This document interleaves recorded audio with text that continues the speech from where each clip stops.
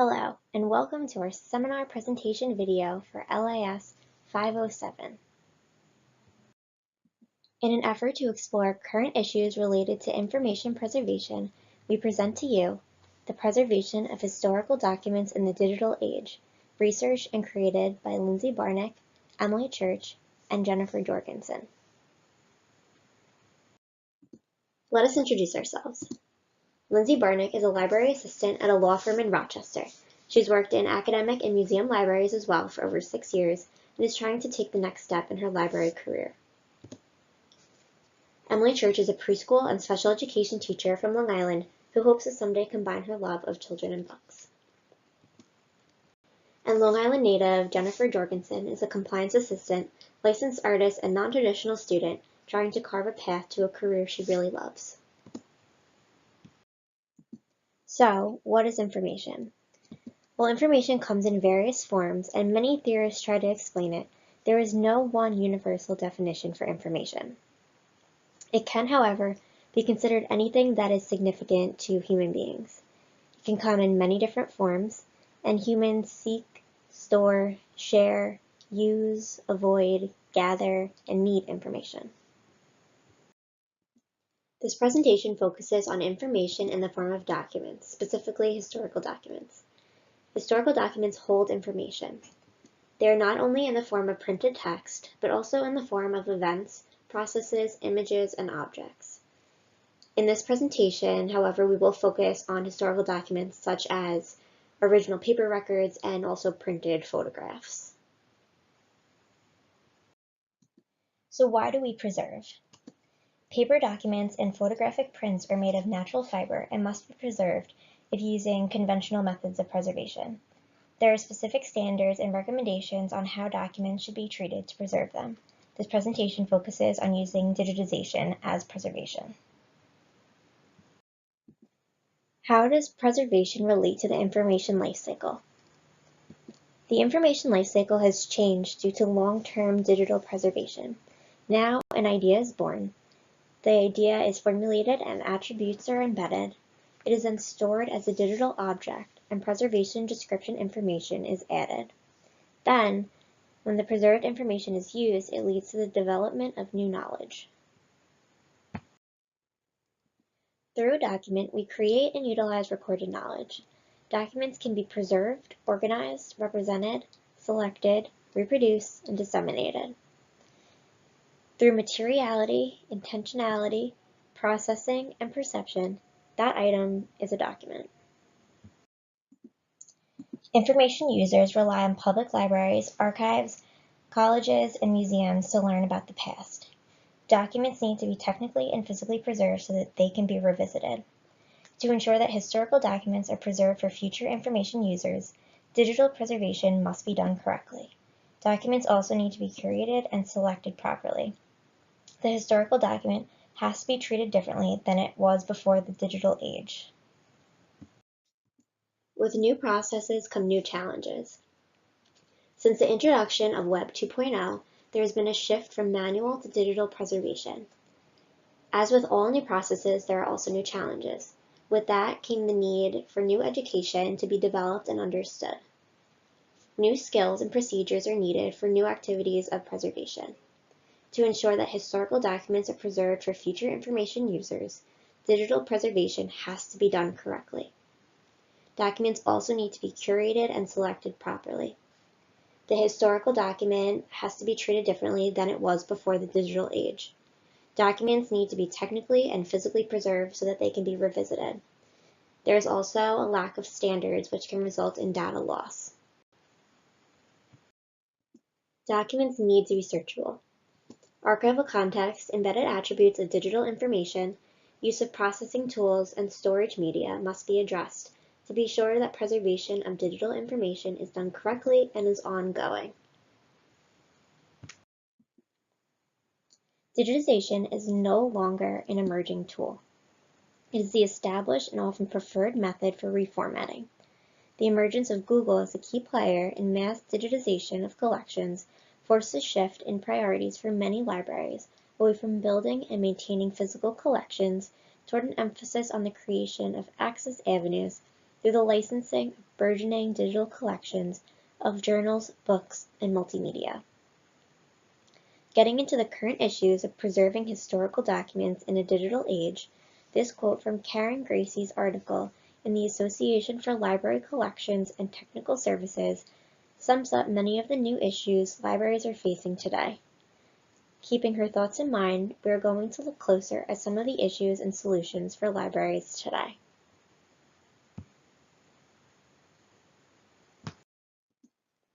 The first issue to examine is the idea of digitization and the new format it has presented. As many of you know, for years now, historical newspapers were preserved in the form of microfilm. For a while, microfilm was preferred in many instances because when the idea of preserving digitally was introduced, there was no guarantee on the preservation methods used for digitizing documents. The issues with microfilm reels today are the following. When the original scans were made, there were not enough copies made to account for potential disasters that could destroy the film. This includes flood, hurricane, fire, misplacement, theft, etc. If the single reel made is taken or destroyed, then the information it contained is lost completely. Another issue is the fact that when the films were made at the time, there were not many protections for the materials themselves. Bindings were undone, covers destroyed, and therefore the original information object was ruined or degraded. Also, in the past, when the scans for the microfilm were made, there was no checking system in place to make sure the images created were readable or understandable. If the image was made blurry, cropped, or out of frame, then the information would be lost as well. This goes along with our class discussion on representations of an information object. If we photocopy something over and over and over again, eventually the information is lost or is arguably not the same. Some potential solutions to these problems information institutions face are: make more backups. It's recommended by the International Federation of Library Associations and Institutions that 3 be made: 1 to store, 1 to pull, and 1 for use. Many also recommend storing in multiple file formats such as TIFF, JPEG, GIF, text, etc. This way, as technology changes, there are more options for better conversions in the future. When scanning documents now, there are several articles and sources in place to help ensure there be little damage done to the materials. One such outline was made by the Library of Congress, labeled "The Library of Congress Technical Standards for Digital Conversion of Text and Graphic Materials," which lists every step taken in the scanning, carrying, and use process to ensure the information object not be harmed while being digitized. They even discuss the checks in place to make sure the light from the scanner does not damage the paper of the materials. These standards and recommendations were consulted when the University of Wyoming's George William Hopper Law Library decided to digitize their historical documents, where they determined if the scanner the institution had would be suitable for the task at hand. Another simple solution, which the Library of Congress outlines, is a series of checks put in place to ensure quality in the digital information. Examples of this is to have assigned staff members who supervise the new forms of information before they are uploaded onto the catalog or databases in use. This, however, leads to another issue that institutions are facing. The issue being that commonly the staff in most institutions are spread too thin. There is no one with the time to devote to digitizing information objects, or even to research the methods of digitization. Many museums and universities are having work-study students or interns assigned to these projects. It's important, however, that institutions do put in the effort to still check the work of these temporary workers and to also establish standards. This will guarantee a uniform system, so when a new worker takes over, they know what they're doing. So, getting into the more digital issues with preserving historical information objects in the digital age. Why have so many institutions continued to use microfilm? According to Janet Gert's writings on selection for preservation in the digital age, preservation relies on the use of stable media with long life expectancy, properly made and properly stored to prolong the existence of the information. As we know, technology is constantly changing. Formats and methods of using digital documents and information poses a great problem. It was not that long ago that we were storing information on floppy disks and then flash drives, which are even becoming outdated now. New forms of preservation means new standards need to be set for the long-term plans of preserving the materials. It is a massive project to undertake for institutions that are trying to get into going digital.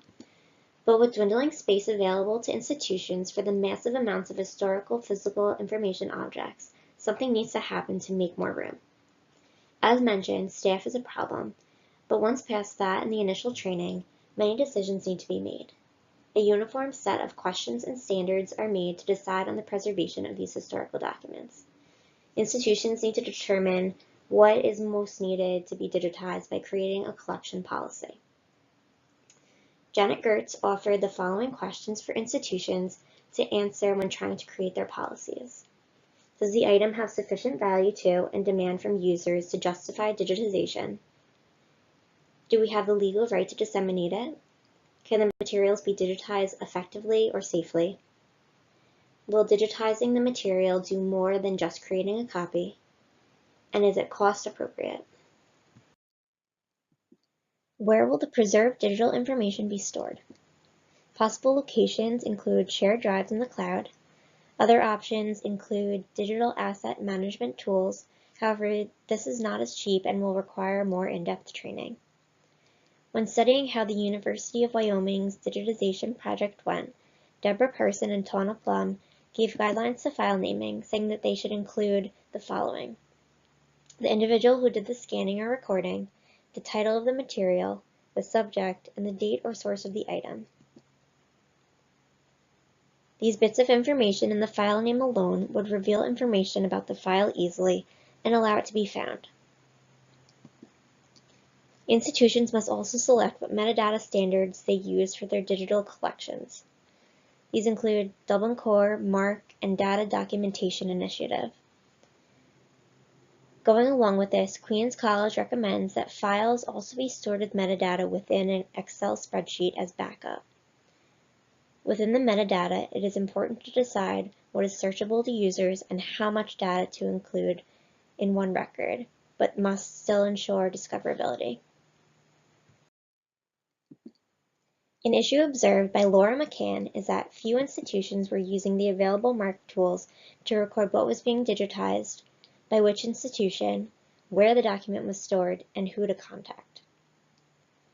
McCann believed that when used, the MARC tools could encourage the use of the holdings records for both preservation data relating to collaborative collection development and for preservation documentation in general.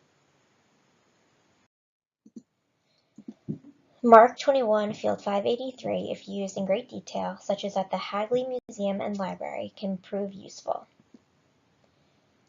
As you can see, this field allowed for those at Hagley to record every step they took to physically preserve a historical document. The final current day issue is that institutions are not always working together to coordinate the tracking of what resources have already been digitized. By collaborating and discussing digitization with other institutions, information is made more accessible. Today, some institutions are starting to collaborate together to join the collections digitally so that less work needs to be done within each. In doing this, there would be a creation of interoperability so that the information is accessible to multiple library systems. So, where does this take place and how does it affect users? Preservation of historical materials is happening in many types of environments. Public libraries, such as a project taking place at a library in Meridian, Mississippi. The library acted as a segregated African-American branch during the Civil Rights Movement in the 1960s and has a lot of documents from the era. Museums, state and federal programs. The War Records Department in Connecticut contains the largest amount of information regarding the United States' involvement in World War I, and they're working to digitize all of this. NASA is working to digitally preserve past data from scientific experiments and missions, both failed and successful.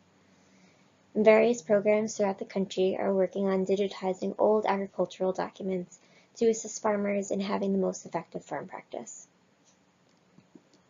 Colleges and universities, such as an initiative at Louisiana State University to digitize old Louisiana newspapers and move away from microfilm.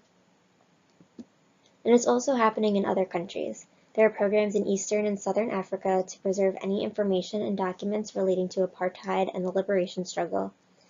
Ukraine has a state-run program to start digitizing all documents relevant to society. And a small community in China has passed a government law that all records need to be archived and made available to the public. Who is using this information? Really, anyone who has access to this information digitally is using it. This ranges from the general public accessing documents in libraries and museums or online, such as websites like Ancestry.com, students and faculty at colleges and universities, and even at high schools are using documents. Blue-collar workers, such as farmers, scientists and researchers, such as the NASA scientists mentioned, and government employees. The main motivation of all preservation programs taking place around the world is to make it accessible to anyone. Historical information in its physical form used to be stored in physical institutions. To view it, one would have to visit wherever it was stored. By digitizing historical information, it can be essentially viewed from any place that has an internet connection, if someone knows where to locate it. And as mentioned before, prior to digitization, most historical documents were preserved using microfilm. To view the microfilm, someone would still need to visit wherever it was stored. Why is preservation important to users? Most people value the preservation of historical documents for the sheer purpose of learning from the past. We would not be where we are today if we hadn't been able to learn from past events, good and bad. For example, farmers learn past techniques from agricultural archives and can even use past catalogs to potentially reproduce extinct seeds in a lab. NASA scientists can learn from past data and mission mistakes or successes. And students of all ages benefit from the preservation of historical documents and materials. It ensures that documents and information is around for future generations to view. Digitizing historical material also aids in interpretation of documents, as well as adds value to them with metadata. Digital preservation makes documents that would not be accessible available to users no matter their location. So in reality, someone in the US could view World War II documents held primarily in Europe. Digital preservation eliminates need for storage space for physical documents. This allows more user-centered spaces such as lounge areas and study spaces, for example. And as mentioned before, having institutions collaborate preservation puts all information in the same place for users to locate easily. This is still definitely a work in progress and can get messy at times, but programs are becoming more collaborative. In conclusion, digital preservation of historical documents is essentially crucial to ensuring that our future generations have access to this important information for years to come. There are a number of issues facing those who are in charge of preserving documents, such as the issue of ever-changing technology, staff issues, and collaborating with other institutions, but there is real progress being made. We would like to thank you for taking the time to listen to our presentation and hope you enjoyed and learned from it.